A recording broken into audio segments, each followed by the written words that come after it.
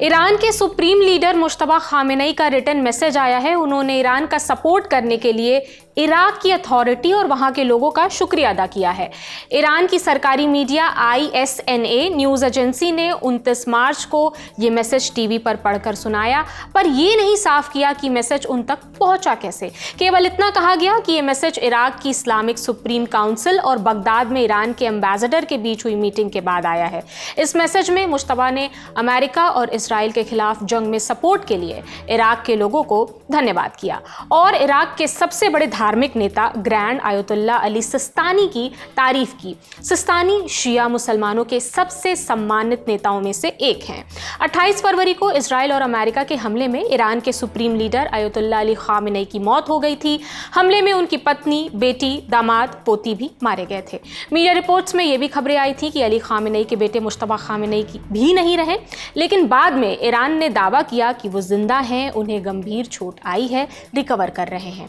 उन्हें ईरान का तीसरा सुप्रीम लीडर चुना गया है, लेकिन सुप्रीम लीडर बनने के बाद मुश्तबा खामेनेई को ना तो देखा गया है और ना ही उनकी कोई आवाज़ सुनी गई है। उनकी सेहत को लेकर भी तमाम तरह की अटकलें लगाई जा रही हैं। स्टेट मीडिया का कहना है कि वो रिकवर कर रहे हैं।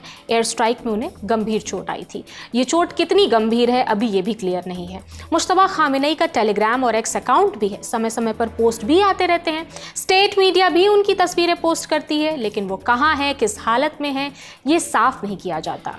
करीब 2 हफ्ते पहले अंग्रेजी अखबार द सन के रिपोर्ट में यह दावा किया गया था कि मुश्तबा खामेनेई कथित तौर पर कोमा में है और उन्होंने अपना एक पैर भी खो दिया है। ऐसे में सवाल उठ रहा है कि ईरान आखिर जंग किसके इशारे पर लड़ रहा है। सरकारी मीडिया के जरिए मुश्तबा खामेनेई के नाम से कई रिटन मैसेजेस दिए गए हैं, जिससे उनकी चोटों की गंभीरता के बारे में अंदाजा लगाया जा सकता है।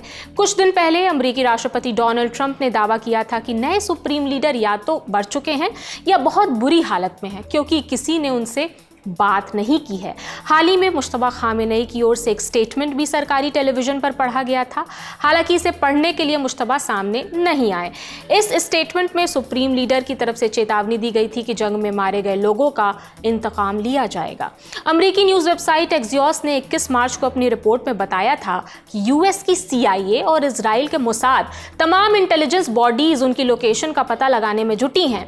ईरान के खिलाफ अमेरिका और इसराइल की ये जंग अभी आगे और खिंच सकती है। आसार तो ऐसे ही दिख रहे हैं, लेकिन अमेरिका के लिए ये लड़ाई इतनी आसान भी नहीं दिखती। खासकर जो तस्वीर 29 मार्च को अमेरिका में देखने को मिली, उसके बाद तो ट्रंप की मुश्किलें और भी बढ़ सकती हैं।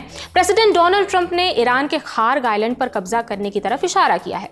फाइनेंशियल टाइम्स के इंटरव्यू में उन्होंने कहा, सच कहूं तो मुझे ईरान का तेल छीनना सबसे ज्यादा पसंद है, लेकिन अमेरिका में कुछ बेवकूफ लोग कहते हैं कि आप ऐसा क्यों कर रहे हैं, लेकिन वे बेवकूफ लोग हैं। और दूसरी तरफ 29 मार्च को अमेरिका के अलग अलग राज्यों में लाखों लोग ट्रंप के खिलाफ सड़कों पर उतरे, रैली निकाली गई। इसे नो किंग रैली नाम दिया गया। लोगों ने रैली में ट्रंप की नीतियों के खिलाफ जबरदस्त नारेबाजी की, उनका विरोध किया।